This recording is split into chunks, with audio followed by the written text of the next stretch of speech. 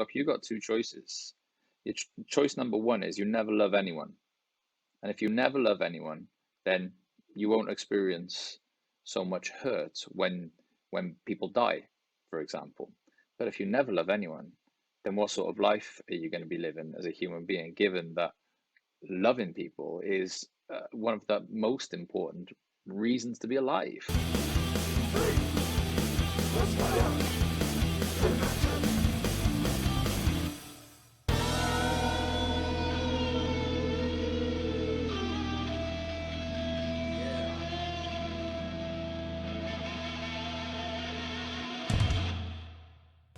Welcome everybody to another episode of Not the Easy Way.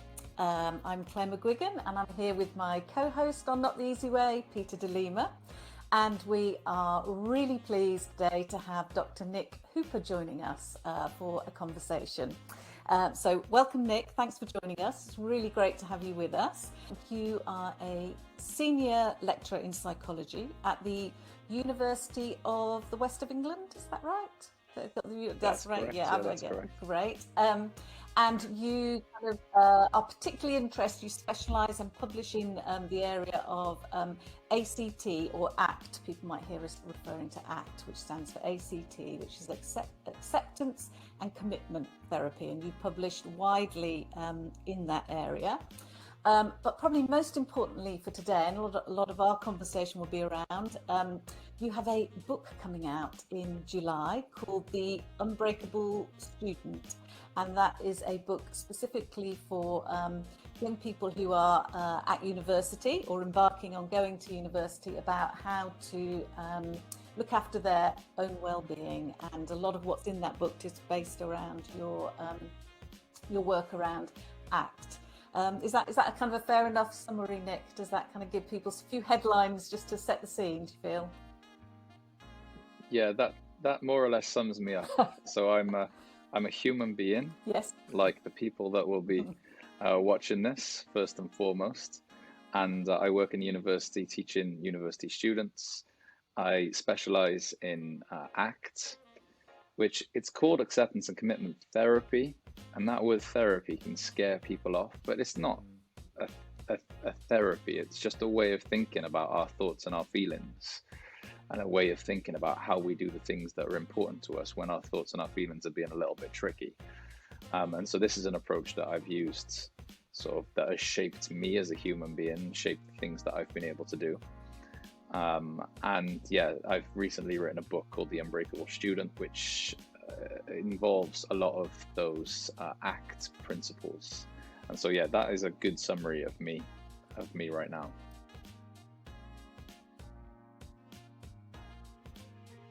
we do a would you rather question just before we get into talking more about your work. And the would you rather for you today is, would you rather be able to time travel into the past or into the future? If you could only choose one, which would you choose? Well, what a question. Okay, so would I rather time travel into the future or into the past? I write about this in my book. That's why You'll know that I do. Yeah. In like the in one of the final chapters.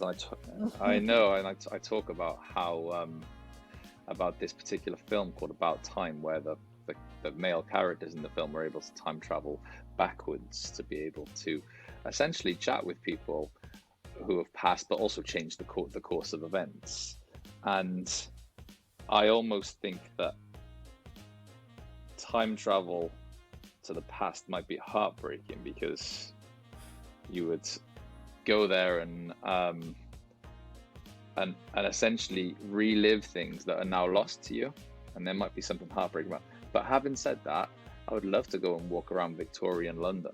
I'd love to, go to France when Napoleon was doing his thing, obviously from a safe distance, or sort of like visit historical things that were happening and see them for your own eyes rather than what was written in the history books. But I just think that if something particularly tragic had happened to people that I love, I would probably end up using that skill to go and see them, knowing that I had to come back to the present moment where those people no longer existed. And so I would probably choose time travel into the future, to get a glimpse into maybe like my son's life or my granddaughter's life. That I'd probably use it to see how technology advances or ruins the world. I'd probably be interested to see those. So I'm going to choose go into the future rather than go into the past. Okay. Yeah.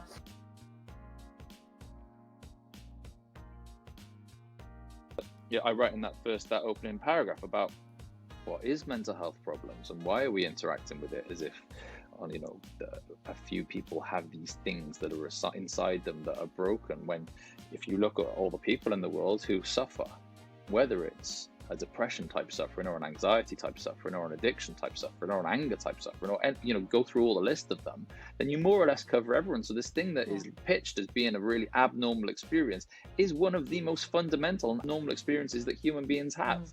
And it's our fight against bad feelings or negative feelings that you don't want. That's where the problem lies, not in the unwanted feelings that themselves.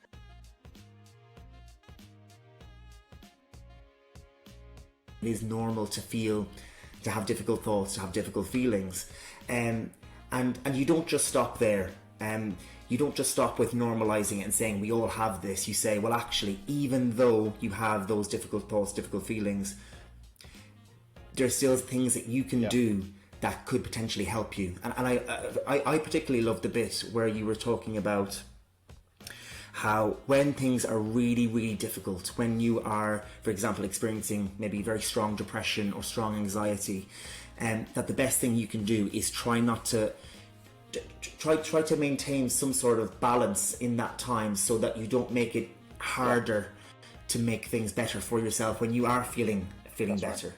I don't know if I've kind of articulated that nicely, but I thought that was quite nice, because I think when people are in the pits of despair, for example, it can be likely that we, turn to eating or turn to hiding ourselves away or whatever way you choose to cope. And then what could the aftermath be of that when actually you feel a bit more able to cope with the difficulty? Well, then you've just eaten 7 tubs of Ben and Jerry's, or you've been away from your friends for a whole month, so then you have to deal with that. So I really like that point that you made. That stood out to me as something really strong, actually. I think that there are two things about that I love, which is, one, it illustrates the transient nature of feelings, because of course when you are feeling a particular way, one of the main things that goes through your mind is this ever going to change?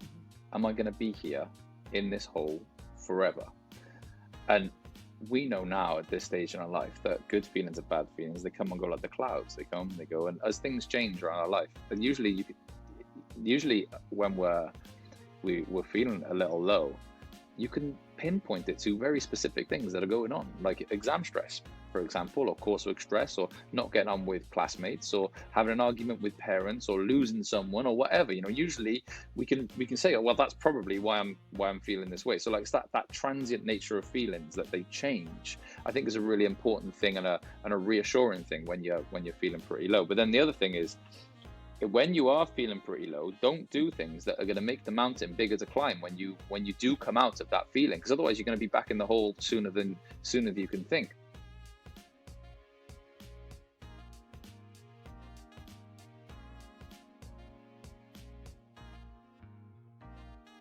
And so it really is there's a psychologist called Kelly Wilson, who was one of the originators of ACT, and I visited him a long time ago, and he said, sometimes I just have sit on my hands days.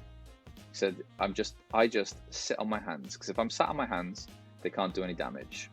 And at the time, I think I was probably 21, 22 or something. I was like, I don't really understand that. But as I've got a little bit older, I understand that there are days when I just need to sit on my hands, and it could play out. If I don't sit on my hands, it could play out in lots of different ways. It could play out in a harsh email to a colleague. It can play out being speaking to my wife in not the optimal way. It can play out with alcohol, or it can play out with food. There are lots of different things you can do, which are essentially responses to not wanting to feel a particular way, that will make the mountain bigger to climb once you come out of it. And so, yeah, it's a good, just try and keep your feet moving without doing too much damage. And sometimes that's all you can do as a human being. I think that's a nice mantra to when things are really difficult, Yeah. sit on your hands. And one thing I love about that, Nick, is that you say it's, was it a psychologist, Kelly? Can't remember the name. Kelly Wilson. Kelly Wilson said that. And you think, so it's one of the psychologists who was fundamental in setting up ACT, still had days like that, you know, days where you could have been self-destructive, days when you weren't moving in the right direction. And I think you said that as well, was it in the book, or I've also listened to your podcast with Pookie, and I think you might have said there that actually sometimes you go back to your own book to read bits in it to remind you of actually, this is what's helpful, this is what I need to remind myself of. And that's, you know, that humanizing as well. It's not just, so we might, as psychologists, we've got this knowledge because we've read the books and we've done the writing and we talk about it, but actually we still need it every day. It's not like that once you've got the knowledge, then you've got life sorted. It's like, it's knowledge that you keep needing to come back to remind ourselves of, to use in different ways, failing, picking ourselves up again, sitting on our hands, you know, all those sorts of things. That's human and as natural as the clouds coming and going as well. So I always think that's really important with this idea of self-help or advice, you know, giving this kind of using psychology as advice out there. It's not a case of just getting information and then knowing it. It's a case of getting that and using it throughout life, really.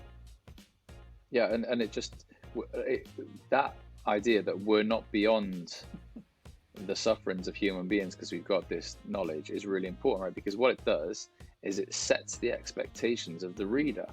Because if you read a self-help book called, you know, How to Be Happy, you'll read the self-help book and maybe you'll feel happy-ish for a month or so, and then life will happen, you won't be happy anymore, and you'll be thinking, well, that book promised to make me happy.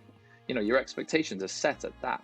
Whereas, like, if you're seeing psychologists who know this stuff, not, you know, having these ups and downs and that being a normal part of life, then when those things come along for you, you'll be thinking, well, yeah, okay, this is the way, this is par for the course, this is what should be happening, but I still know those things, and so I know I've got some techniques and some information for what to do, and maybe those things will change things for me.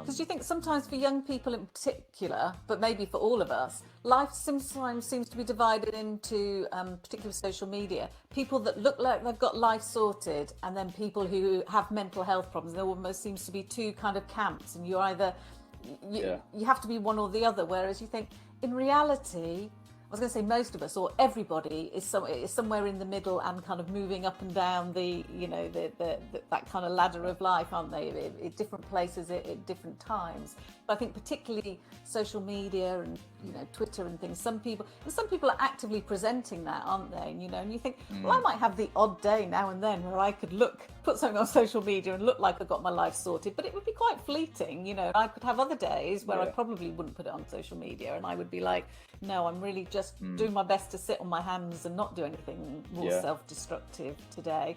But that doesn't come across necessarily, which is why I think maybe some of my reticence about the term mental health, you know, as if you're right, it's either something you've got or something you haven't got.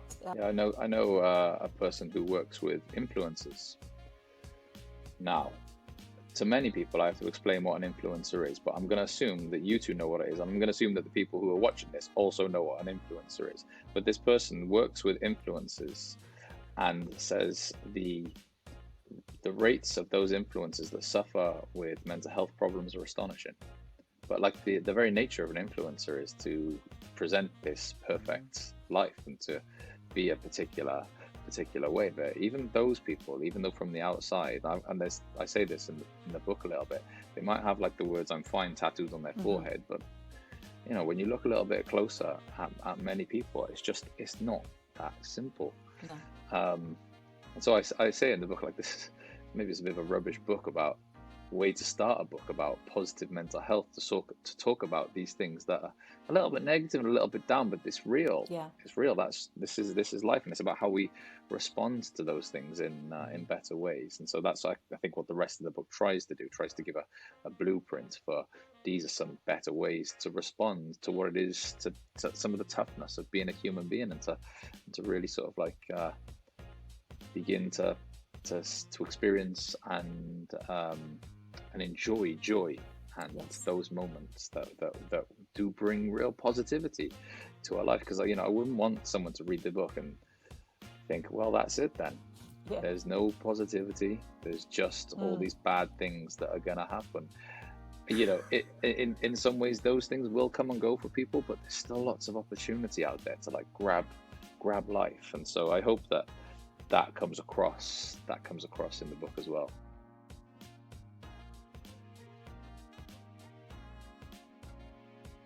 I think what comes across really nicely is the idea that in order to get access to the good stuff, to those beautiful moments, sometimes we have to go through the gravelly, not so nice bits of life. But and I think that that's an important message, you know. So we can't expect it all to be rosy. But if we start avoiding those things that are tricky or difficult, we might miss out on those kind of nicer moments. I think that's one of the points that you made in the book, particularly in the chapter about giving yourself to other people, because often that's where the real joy is as well, isn't it? In that those moments of real deep connection with other people that you really love, they are inextricably bound up also with pain and loss, and you can't have one without the other. So when you talk about loss, you can only lose something that you've really valued and that has brought you joy. And if you have something you really value and brings you joy, it's not going to last forever. So it's like that coming and going is that and I think I like the illustration that you have, don't you? Actually have the coin in the book with the coin. With the was it love on one side and pain on the hurt other, on the other side. That's it, hurt and pain. Like this, it's I've tried to be blunt in places and try not to dress things up, because I think that can be patronizing. But you know, that chapter essentially says, look, you got two choices. Choice number one is you never love anyone, and if you never love anyone, then you won't experience so much hurt when people die, for example. But if you never love anyone, then what sort of life are you going to be living as a human being, given that loving people is one of the most important reasons to be alive? Like, why be alive if we're not going to be in the relationships game? Your other choice is to love people. And the thing is if you love people, stuff can happen to them. And if stuff happens to them because you love them, it's going to bring a whole load of pain to you. And so you've got to choose pain. That's what love is. Love is choosing pain, but it's also the right move, because we don't want to have a life without love. And that's whether people like it or not. That's the choice. That's the deal. Like, I wish there was like some other way, some other choice or option there, but there's not. And so that's it. Those are your options. You get to choose your own person. You get to distance yourself from people and not love, or you get to love knowing that one day you'll feel hurt. And that's the same for all human beings. Yeah.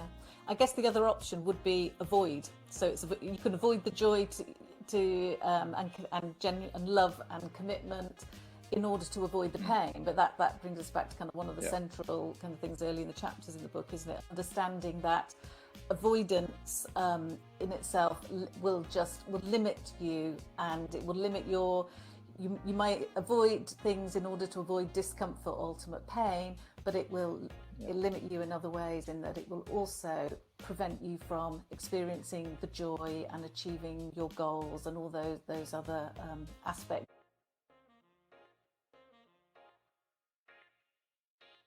One of the things you said about discomfort was to notice where there's discomfort, because it's usually something important. Could you tell us a little bit, what do you mean by that? Why might it signal something important? Yeah, so my PhD supervisor, this is years ago, but it always stuck in my mind. She said if she was asked to take a penalty at Old Trafford, where Man United play, that she wouldn't feel even 1% nervous about it. I was like, what? Like, if I was asked to take a penalty at Old Trafford, like, my heart would be pounding. She was like, yeah, but I don't really care about taking penalties at Old Trafford. It doesn't mean anything to me. Yeah. I was like, oh, right, it's so interesting. And I'm far from the first person to be saying something like this, but if you're nervous about, if you feel discomfort about going for an interview, a job interview, it's because getting the job matters. Or if you feel nervous about going into an exam, it's because you care about the grades. Or if you feel nervous about, for example, asking someone out on a date, then there's a reason why you're feeling that discomfort is because you care. And in fact, if you absolutely were not bothered by that person, you'd trot over to them, ask them out. Like it wouldn't bother you, right? And so like those discomfort usually happens when it comes to things that we care about, which is why the discomfort is there. So it can be, or if discomfort is something you run away from, it can be a real barrier to doing the things that are important to you, or at least giving yourself a chance. Like a lot of those things are out of your control, right? You can't control, for example, whether someone will say yes if you ask them out on a date. But if you never ask the question, then you can never have a chance of getting that outcome.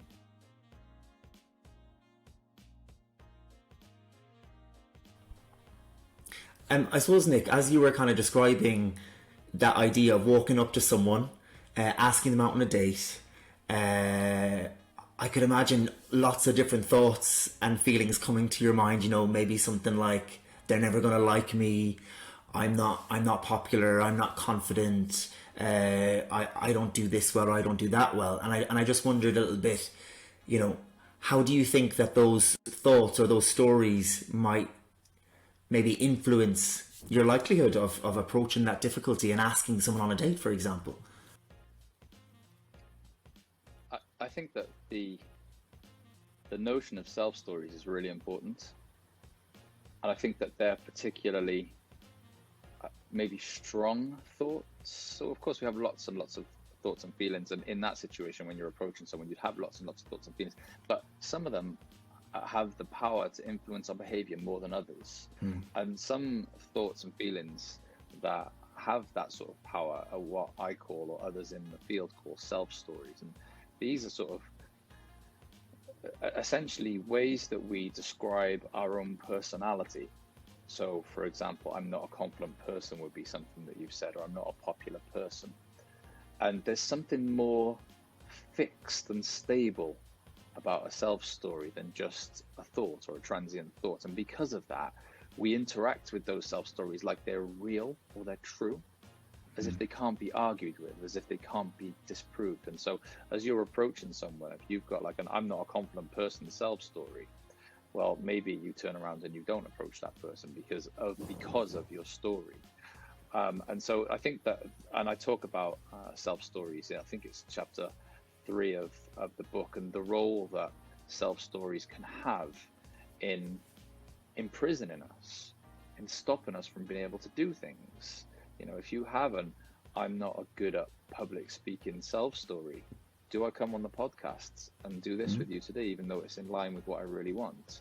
Or if you have like I'm not a good interview story, do you not go for interviews? Like, in what ways do your stories imprison you and stop you from doing the things that are important? What about like I'm not good at sport? What, all sports? You're not good at all sports? What does that mean for you? Does that mean you don't get to try? You don't get to try and do things? And so, like, I think in the book, I list a load of. I'm trying to look now.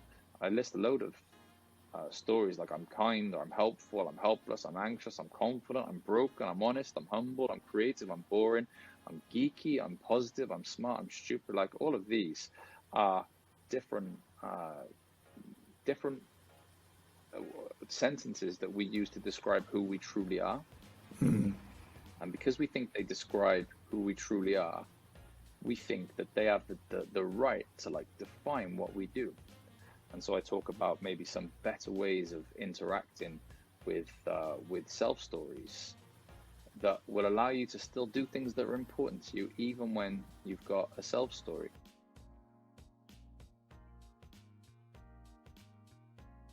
And I'll just give you an example. Like, I've got a big I'm not smart enough self-story. It's been there for a long time. And there are a few questions that you can ask yourself about this, which is, 1, where did it come from?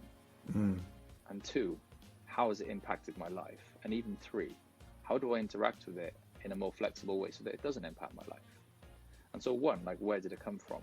Well, it probably came from my experiences in the past.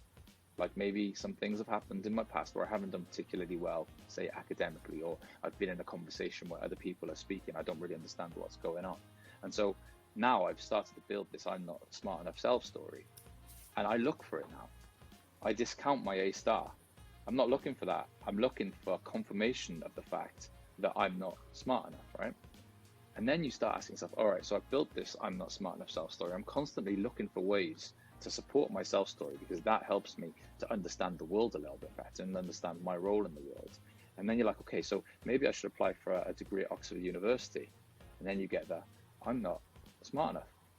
I've got an I'm not smart enough self-story. So I'm like, there's no point. And all of a sudden, my self-story has now stopped me from doing something that maybe I wanted to pursue.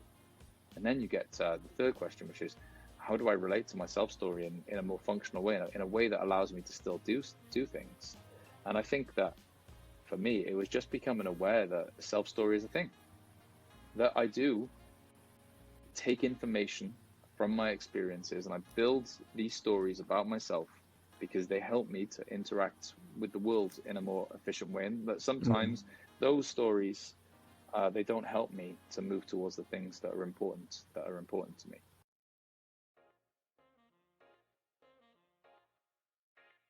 And so, yeah, I've taught for a long time there, Peter, but like this idea of self-stories, I remember teaching a lecture at Warwick probably 10 years ago at Warwick University, and this was the one thing that students took from that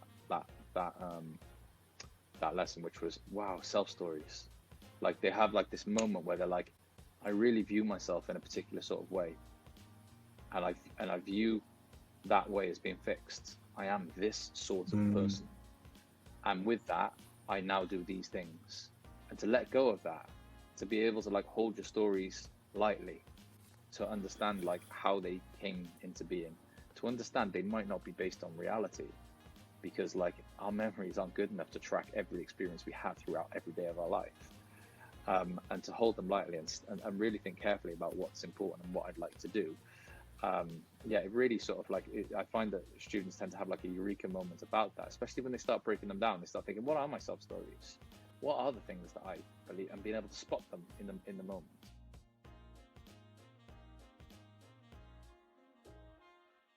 One of the things that I thought was really interesting when you were talking about self-stories in the book, Nick, was about how they develop and where they come from, because it's the fact that we all have them. That's the way that, and it's almost a necessity, you know, to have them. It's almost like a shortcut, isn't it? That I'm this sort of person, so therefore I know how to interact with the world. I'm the kind of person who would say no to public speaking, or wouldn't join the hockey team, or whatever it is. It gives you this beliefs about yourself that informs how you interact with the world. So once those stories begin to form from when we're really quite young, and we might have some very small experience, or somebody might say something to us. I think one of the things you said was, you know, that we can spot self-stories because they usually begin with I am. So it's like, I am not very good at sport, or I am a really kind person.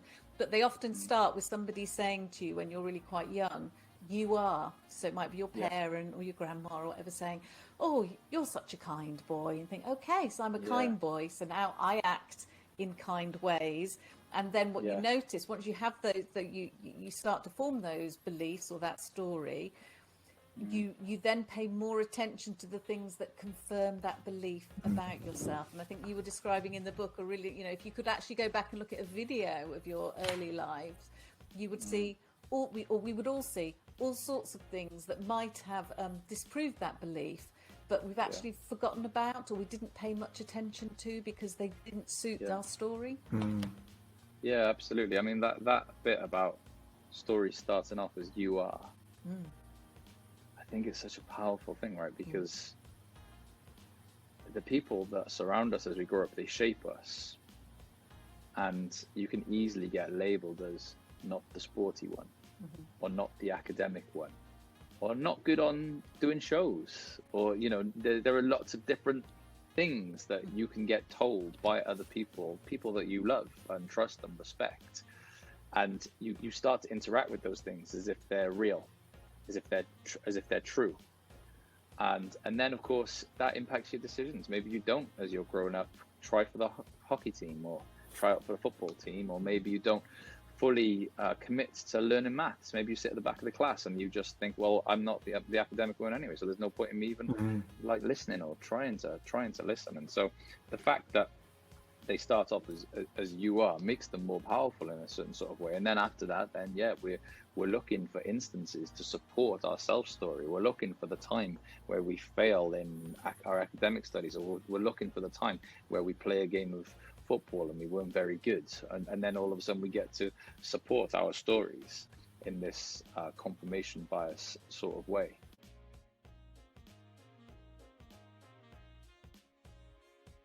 We've attended to some of our experiences more than we've attended to others of our experiences, and that those have influenced sort of like who we think we really are.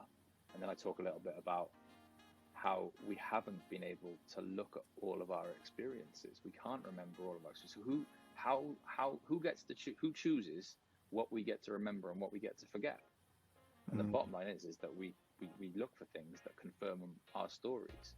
And as a result of that, there might have been 100 times when we were great at sports, we just weren't looking for it. There might have been 100 times where we answered a question in class and the teacher thought in their mind, wow, that was a really good answer, but you didn't have access to the teacher thinking that at the time. So there might have been all these occasions that have happened that could have actually disconfirmed the stories that you had about yourself. And I said that, like, as a result of that, I hold my own self stories really lightly. But more importantly, I hold other people's self stories really lightly, because if I can't remember enough of my life to be able to have a really firm understanding of my self stories, then other people who have interacted with me for very little amounts of time, they've got no right to define who I am.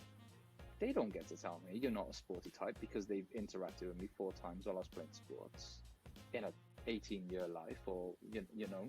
And so it really, that was a bit of a eureka moment even for me as I was writing it, because I was just like, if you follow this through, what does this mean?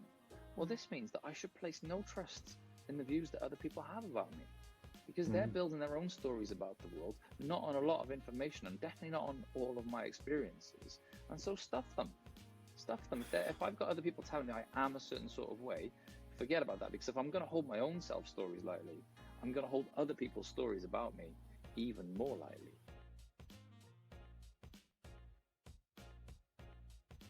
Because we just can't remember stuff to be able to build really firm and objective positions about who we are. And then I'm going on, but then I say, like, even if you had a photographic memory and you could remember every part of your life, and you'd built this self story about you being, a not confident person, should you still let it define what you do going forward? Should you still let it stop you asking a question in class, or asking someone out on a date, or applying for something that takes you outside of your comfort zone? Because if your answer to that question is yes, your life is like this now. You live in a box. You act the way you act because you were pre-programmed to act that way, and you've got no choices. You don't get to try things. You don't get to challenge yourselves as a result of self-story. So, like, with regards to even the what you two are doing with this project, I think in some ways self-stories sits into that better than anything else in the book, which is when you challenge yourselves, watch out for the stories that your mind feeds you. And I talk a little bit about dancing. I've got a massive I can't dance self-story. And of course I could list to you 4 or 5 occasions when other people or me have had bad experiences with me dancing. What does that mean for me? It means I never get to try and dance. I never get to try and improve if I listen to that self story. So becoming aware of what are my self stories allows me to think more carefully about what I really want, while holding my self stories lightly, while taking them. They don't go anywhere. I'm not smart enough, and I can't dance self stories. They haven't gone anywhere. They're still there, but I still get to do things, and so that's the game. The game is keeping going, becoming aware of the way that our self stories push us around, and still doing the things that are important to us. And I can see how powerful that is. And it's interesting that that you had your eureka moment only recently, it seems, kind of writing that book about how other people's opinions of you don't define you, really. And so I kind of bring you back to some of the young people or the students that might be listening. I guess there's a few things there. There's the idea that First of all, we've got our own self-stories that might limit us. So, for example, I'm not good at football, then I play less football. So it's like a self-fulfilling prophecy, we say. So that means that I play less football, I keep on thinking I'm not so good at football, and it becomes then almost a reality. And then there's a second layer to that, which is people then see you shying away from football, not being very good at football because you aren't putting yourself forward. And so it's almost like that self-story gets solidified even more. So it's almost like concrete, this solidified self-story. And so I wonder, how does a young person grapple with that? How does a young person deal with that fact? Is there any kind of thing that you might suggest or wonder about to support that, really? If a young person is watching this, imagine you've got a maths teacher. That maths teacher has built a story about you. They've built a story about everyone in the class. Now you've got to ask yourself why. Why has that happened? Why? Well, the reason why is because it allows them to put everybody into boxes. And when everybody is in a little box in their mind, the world is a more coherent or a clearer place to live in. It's an easier place to live in when we know who is who, when we place people into categories of these are my naughty ones, these are my clever ones, these are my vulnerable ones. So your teacher would be doing that. Now, your teacher is only doing that because they're a human being and because they're trying to categorize the world to make it an easier place to live in. So they're just doing what human beings do. But the bottom line is that they've interacted with you very infrequently. They have not had a lot of interaction with you relative to lots of other people in your life and relative to yourself. And so you get to respectfully disagree with their self-stories about you. You might not even know what those are, but you definitely, when those people tell you things about you, in your mind, you get to go, I don't think you've been around for long enough to be able to confidently tell me who I am. And so I think just like being able to understand why the teacher is doing it, that the teacher's not doing anything wrong by doing it, they're just being a human being, but that the teacher legitimately might be wrong, given that they haven't spent a lot of time with you. I think that's like one way that I would be interacting with the world, and it's a way that I interact with the world now. Like, people can have their self-stories about me, I can't do anything about it, but I also am able to not take their thoughts about me too seriously.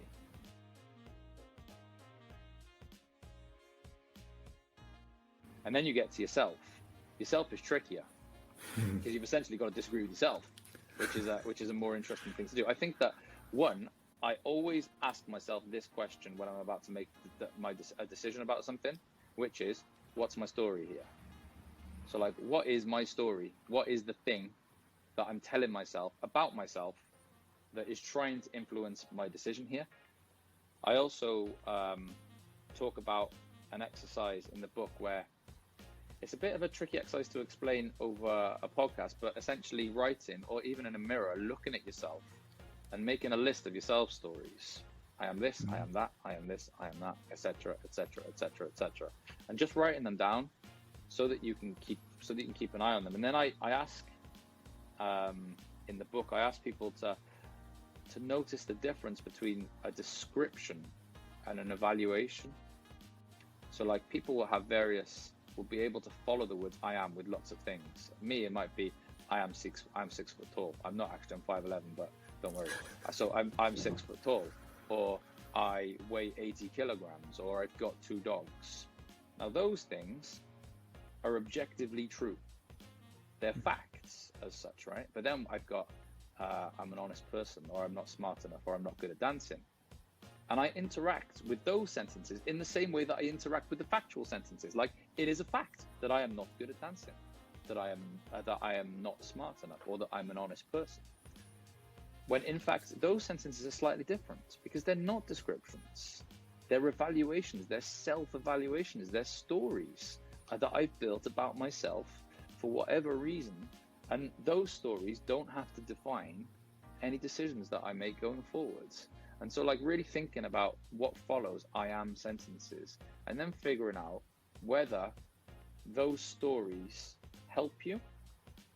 If I have an I am kind story, for example, does that help me interact with the world in a way that I'm happy with? Yeah, it probably does. Do you know what? I'm going to believe that story. Fine. You know, what it functions, or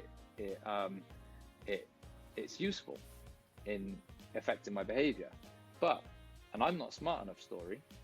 If that story stopped me from going for a job promotion, or if that story stopped me from doing a course that I'm really interested in, like at the moment, I'm not smart enough self-story was trying to stop me from learning guitar. It's like, I'm not smart enough to learn guitar. That's the way that the story was functioning. It was stopping me, it was constricting my life. But of course, I was able to spot it. Oh, there it is. My old friends, the I'm not smart enough self-story. Like, I can pick it up, I can hold it, I can look at it, I can think about where it came from and stuff. I can put it in my pocket and get on with trying to get better at something or taking on a new challenge. And so actually my latest challenge that I'm taking on is guitar, and I'm trying to learn French. And both of those things bring up that story, but I'm still able to get on with doing it. And do you know what? I think probably in 4 or 5 years' time, I'll be able to play guitar, and I'll probably be able to speak French a little bit better as well. And the self-story wasn't a barrier right at the beginning, because I was able just to look at it and to interact with it more flexibly.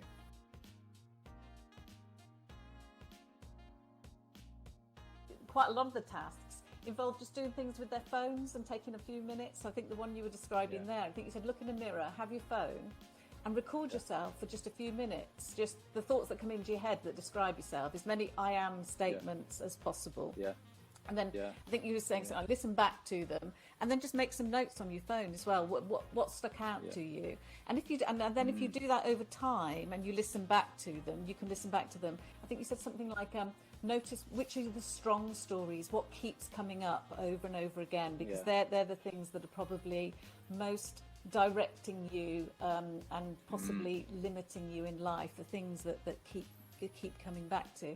And the other thing about that, I'm thinking, if you did that exercise, and we're describing a lot of those things that people would say, like I'm no good at dancing or football or whatever it is, but I suspect if people did it over time, you actually start to get to some real deeper stories that people would have about themselves as well, that might not be that might underlie some of those immediate feelings, but that you don't necessarily immediately get to, and would be linked to what we were saying about people that would avoid giving themselves to in relationships. Others. So what you might find is that actually some people's stories are, I'm not lovable, or you might actually start with, I'm not very likable. I think you mentioned that one in your book with some of your own kind of stories that you shared in that. So why would someone else like me?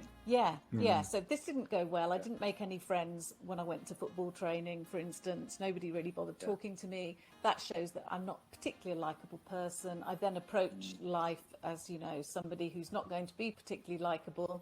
That confirms it. And sometimes particularly that might go even deeper if there's even more kind of some harsher experiences that people have had, which actually shows that not only am I likable, I'm not lovable, so I'm not going to love or engage. And that might be one of the key drivers that might be avoiding that sort of the joy and pain cycle of life that we were talking about in those relationships. But it can take time to really notice your own stories, can't it? And you need to kind of, I guess that's what you're saying, those exercises that you've given to attend to your own thoughts that indicate to you what your stories are.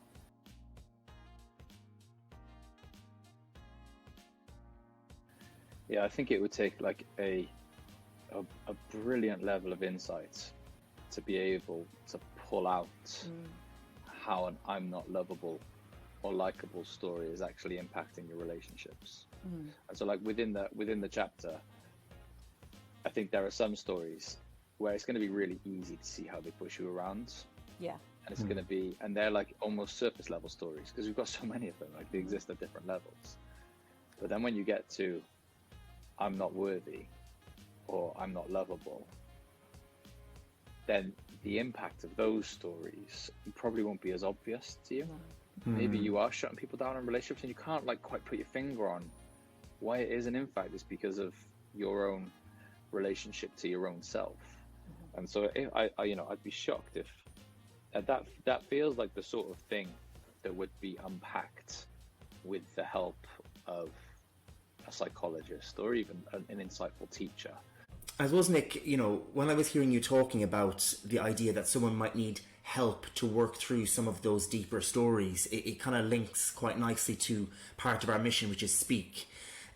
So Speak is all about the idea that if you are having difficulty, if you are struggling with anything, if you do find that there is a story that's weighing quite heavy on you, we think the best thing we need to do is to speak to someone about it, and actually someone else can help you connect those dots. So we're not on our own in this either. I think that's also important to kind of say. So there are techniques that you can do individually, but also we can draw on that support around us to help us understand our stories and maybe create new ones as well. Yeah, no, you're absolutely right. And it links to a lot of things that we've been saying in this conversation, but most psychologists these days will have someone like that, someone that is supervising them, or even someone that they're seeing for therapy themselves, because sometimes having someone else that you trust lend an ear will help you to make sense of it. Yeah. Sometimes it's difficult to see all of the angles and all of the things that might be going on there, but someone else might hear the information and see it straight away. Have you thought about this? And so like having those trusted people to chat to, I think is really important. I'm not sure, I don't work in a school. I'm not sure how, but I do work in a university. I'm not sure how easy it is to find that person. For example, I know that teachers are under a lot of pressure these days. I know that many academics, even in the psychology world, aren't qualified or wouldn't see themselves as qualified to be able to offer real insight to young people. And so it'd be about finding the people that you trust that would be able to listen, essentially. But I think that it's not I'm not sure how much rocket science it is. Sometimes it's just giving you a space to try and articulate what's going on for you to make sense of it out loud, rather than someone saying, oh, according to my analysis, I think this is going on. So maybe you do just need who you trust, who's a friend, or someone who you trust who's a teacher or a parent or an uncle or a cousin. Maybe you just want to sit down and have like a real conversation about, like, these are some of the things that I'm thinking and I'm not sure what to make of them. Will you listen to me? And I think that makes a whole world of difference. I think you really hit the nail on the head there, because I think there can be this reluctance sometimes to speak to people about these things because we worry that we're not qualified or we'll say the wrong thing. But I think you've hit the nail on the head there by saying actually what people often need is to be listened to, and that actually just talking out loud and thinking through talking can help kind of bring out these stories and kind of dig a bit deeper into them. So all we need really is someone to listen to us, and I think that can be such a powerful thing. Yeah.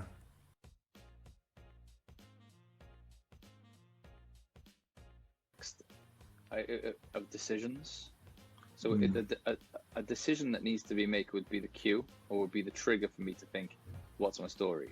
So what's my I am here that is helping or not helping? So that's the way that I would do it. There are more complex ways of, I say more complex, they're really simple, but the experience is complex, about distinguishing between the self as story, so the stories that we have about ourselves, versus our other self or our inner self that watches those stories, that isn't necessarily, sometimes we think that the stories are us. We and our stories are one and the same thing, which doesn't allow us to spot that those stories are just that. They're just a bunch of words that we've made up. And so sometimes in the ACT world, they'll ask people to do a mindfulness exercise.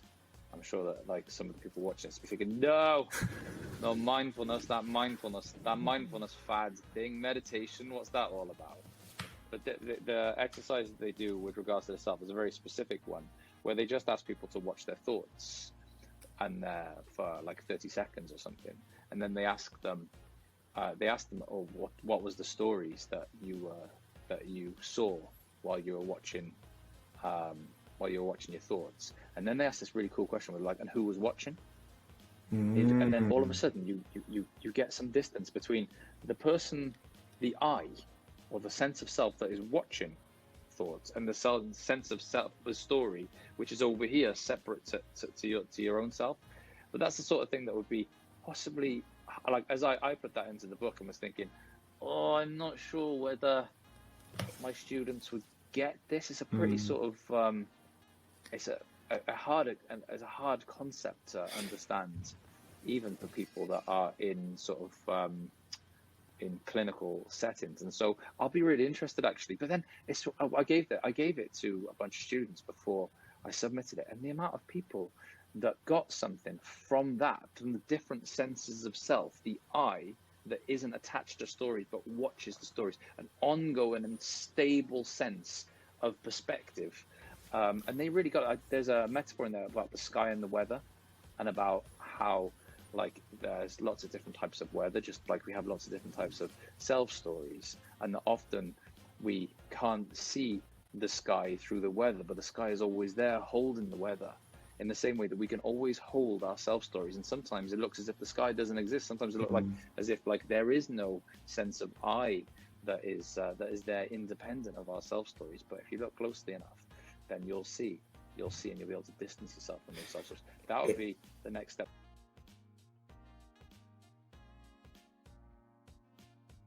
I think it's very useful. So it's the idea of, it's first awareness. So I am having a story, it could be an evaluation story, it could be a helpful story, it could be an unhelpful story. And then the second bit, you've mentioned that word, which I think is really powerful, that distance. So actually having that almost arm's length.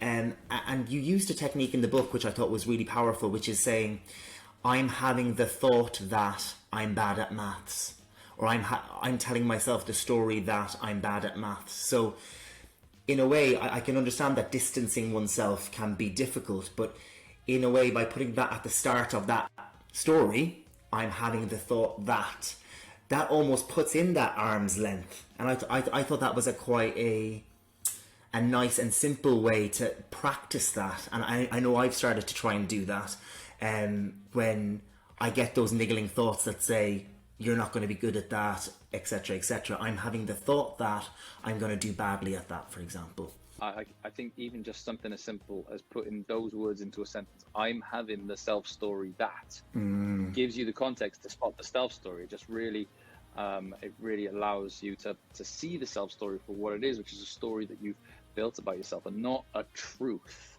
not a truth about you, but something that you've built, something you're distanced from.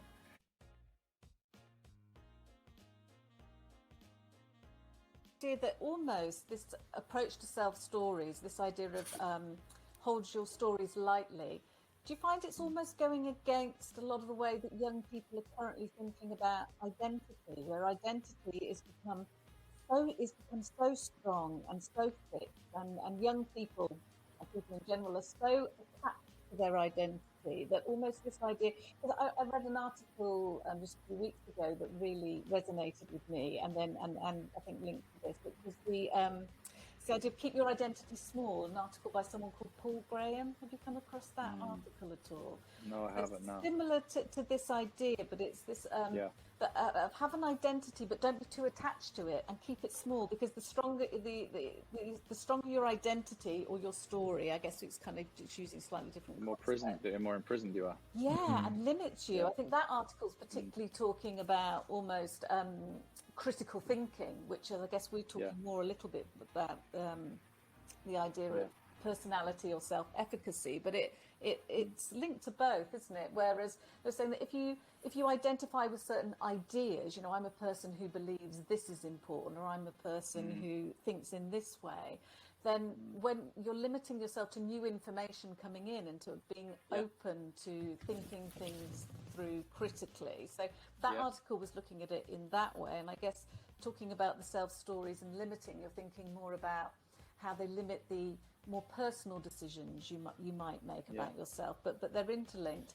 But both of them seem to me to be, maybe pushing against the zeitgeist of where identity has become so central, and actually, in some ways, possibly that attachment is so strong that this is pushing back against it. I don't know whether that's something that you thought about or not.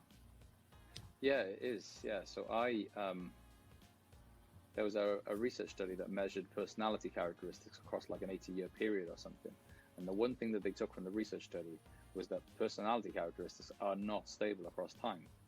So like, and that's the point of a personality characteristic, is to be stable across time. It is to be able to tell people you are like this particular way. And so when I hear sentences like "be who you are," I'm thinking, well, what is that? Like, who are you? Where did that come from? And how does it function? Does it function to help you live well, or does it function to sort of like restrict you? And so the idea of identity, I much prefer the idea of choice.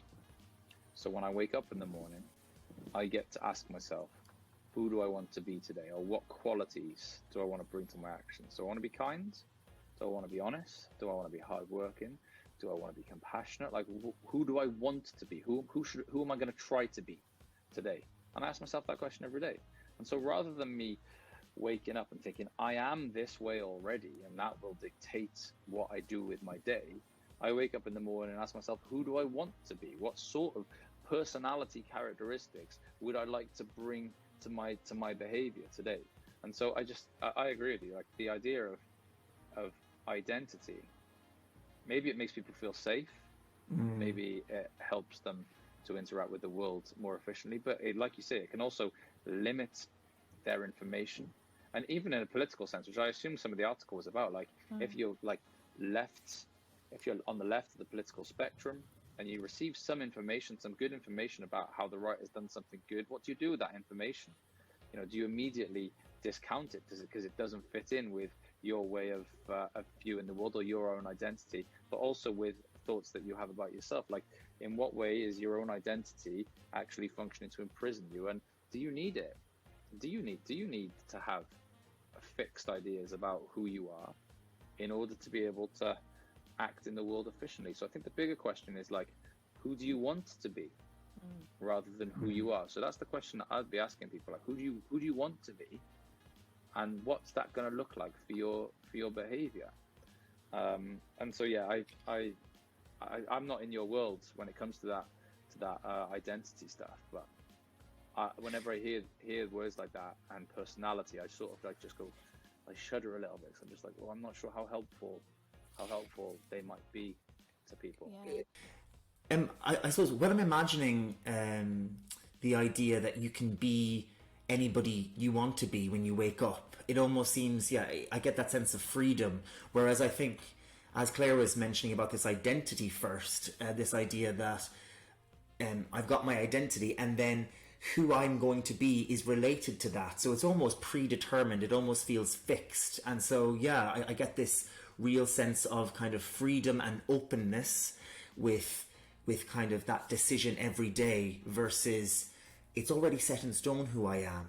And I suppose that stood out to me as a kind of a really clear difference.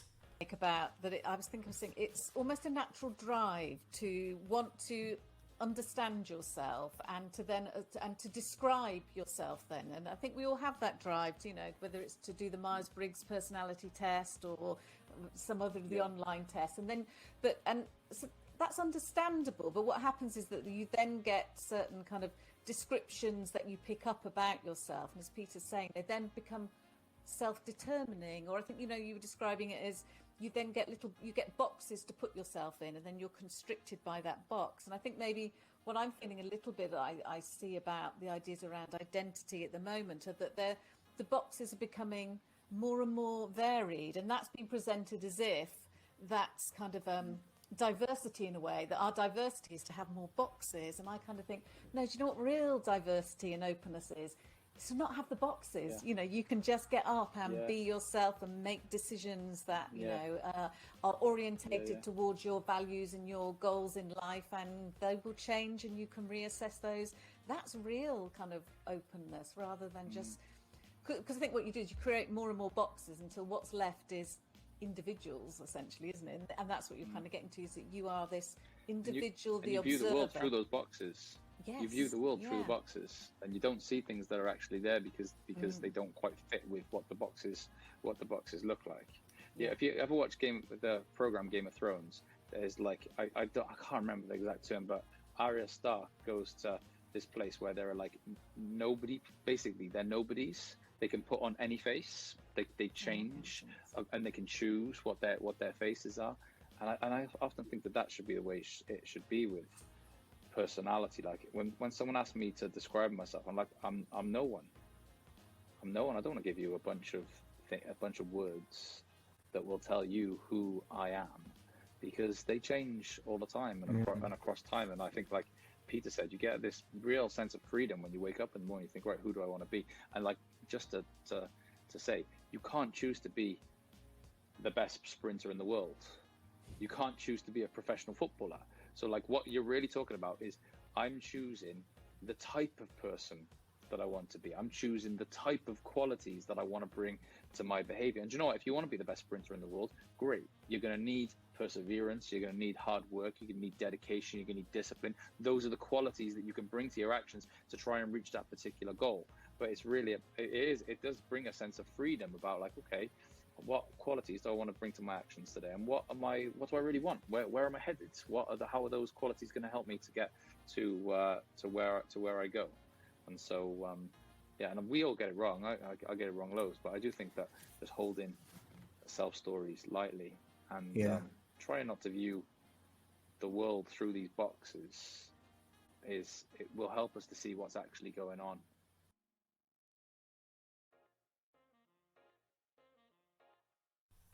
I suppose something that I've been wondering about really is around kind of labels around mental health.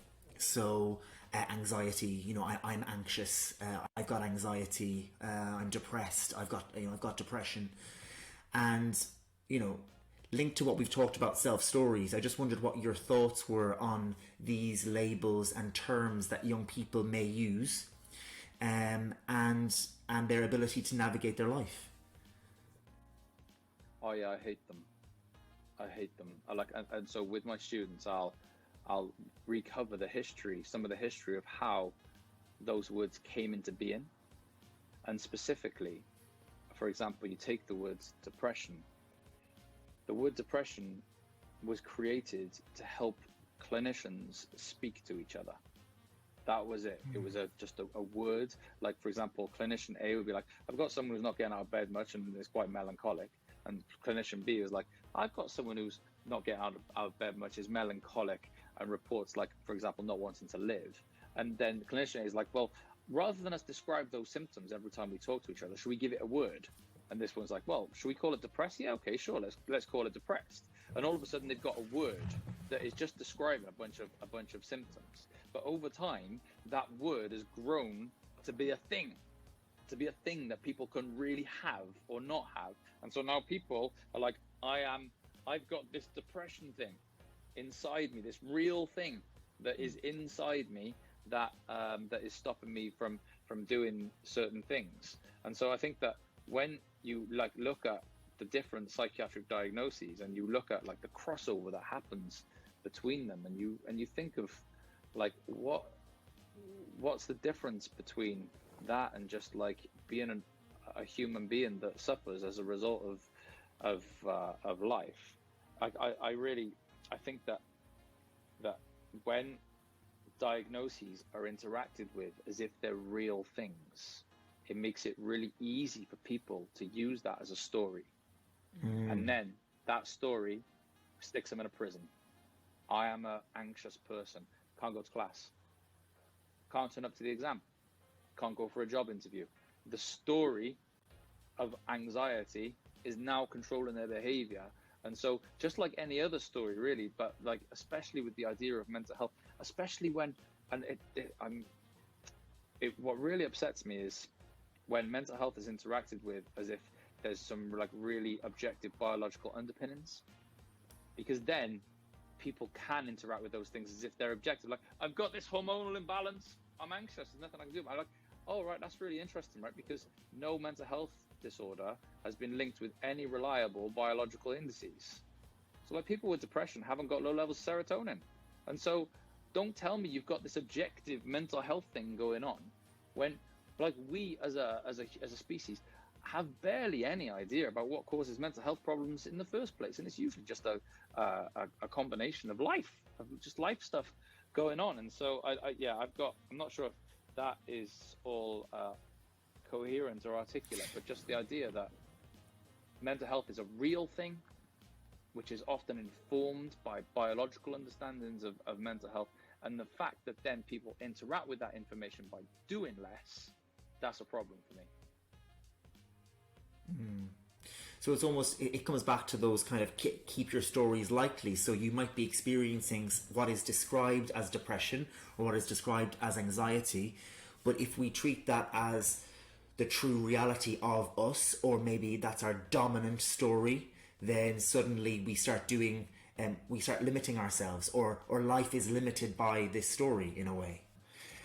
Do you know, there was a study that that they got people, I think it was a guy called Brett Deacon did it.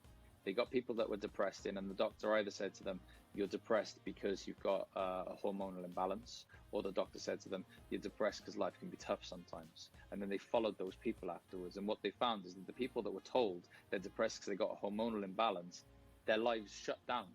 It became the go-to excuse, the go-to story that functioned to control their behavior. And it's because as soon as you tie something to biology, it becomes more real. It becomes more of a, no, this is real. I am depressed. I am anxious. My biology is saying so.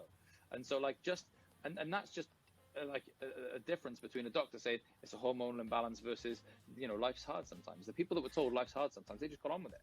And so like there is something about like holding those stories lightly and the impact that doing so can have on your life. Whereas when you hold on too tightly to, I am anxious, I am an anxious sort of person, this anxiety is within me as a human being, what does that mean for what you can do?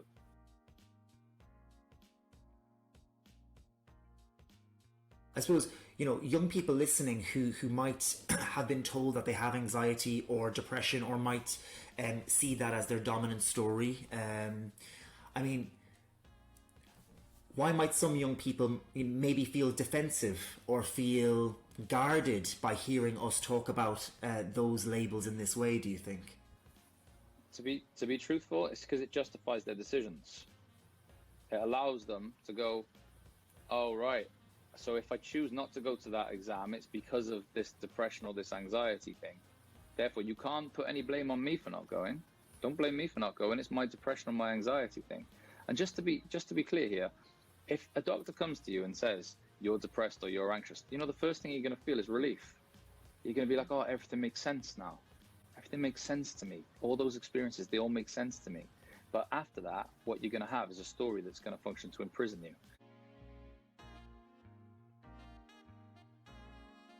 Okay, well, thank you for your time and coming to talk to us today, Nic. You can hopefully tell that when I said at the beginning how much I love the book, I really have, with all the questions that could have taken up so much more of your time, really talking through this, because it just chimes so much with our mission and our aim. So, I think the book's out in July, so I would urge everybody who is at university, going to university, and or just a person, just a human being in the world thinking about how to live life, to read it. It really brought home in such a clear, accessible, genuine, and I think your voice and sharing your experience the way you did, and it was so genuine. I would fully recommend it to everybody. So thank you so much for your time. If anybody wants to find you, follow you, how would you recommend they go about finding you? I'm on Twitter, but I don't think a lot of young people are actually on Twitter, it turns out. But I'm on email. You can find me on the internet easily enough. If anyone's got feedback, I'd love to hear people's feedback. If they buy the book and they want to drop me an email, then that would be great. Thank you so much, Nic. It's been really, really wonderful talking to you, and a really insightful conversation. And the difficult part will be trying to find the bits to include in our short version. So thank you very much.